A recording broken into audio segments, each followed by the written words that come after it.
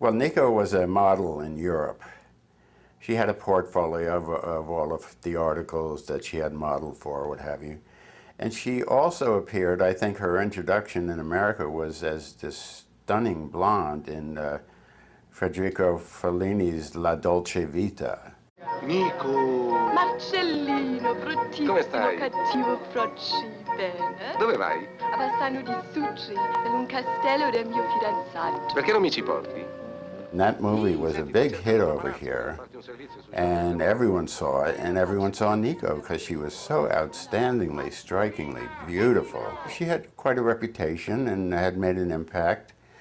And Gerard Malanga had met her in Europe and made friends with her. And Gerard was working for Andy, and he planned for her to come to the factory when she came to New York.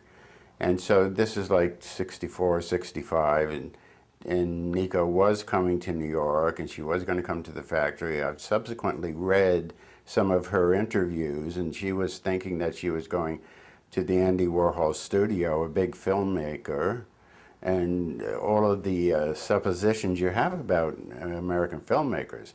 But it turned out that he was an artist filmmaker with a studio that was all silver, and he was a phenomenon himself. And so she came into this strange world. She fit in very well because everybody else was unique and dynamic and wonderful like she was.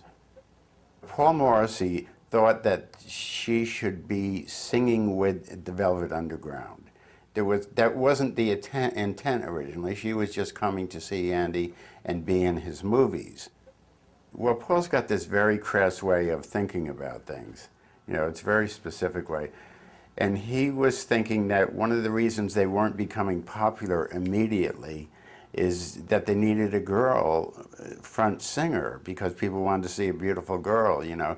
So he started touting her as the chanteuse and telling Andy that she had to be in the group and sing with the group as the lead singer. And of course this incensed Lou, who was the lead singer and didn't want any girl taking over his place as the lead singer. And they already had the first girl drummer in a rock and roll band, Maureen Tucker.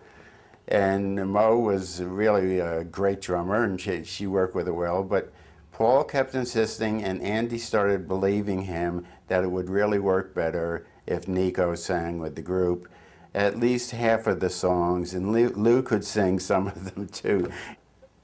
And so Lou eventually came around, and there was no animosity amongst them. They all liked Nico, and Nico liked all of them.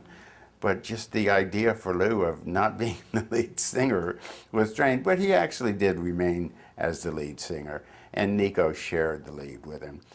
But they worked very well together because Nico's singing voice was extremely interesting.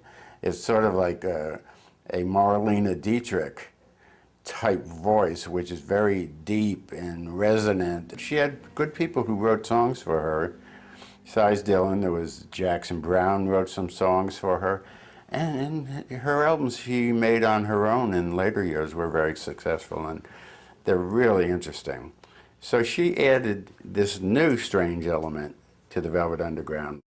Nico was in the Velvets for their first album, was then eased out at the same time as Warhol left. She was in London in 1969. She had had a relationship with Brian Jones, and when he died she wrote a song for him called Janitor of Lunacy, and called up the Stones office and said she wanted to perform it at the Hyde Park concert. So they said, yes, you have time to do one song. So she lugged her harmonium across the field full of hippies, and it took her too long. She didn't get a chance to go on stage, but she was backstage and ran into David Bowie. And he recognized her. She didn't know him from Adam. And he just sort of rushed over and was apparently just quizzing her about the Velvets. And she told me that all she wanted to do was to go home to her current boyfriend, who was Iggy Pop.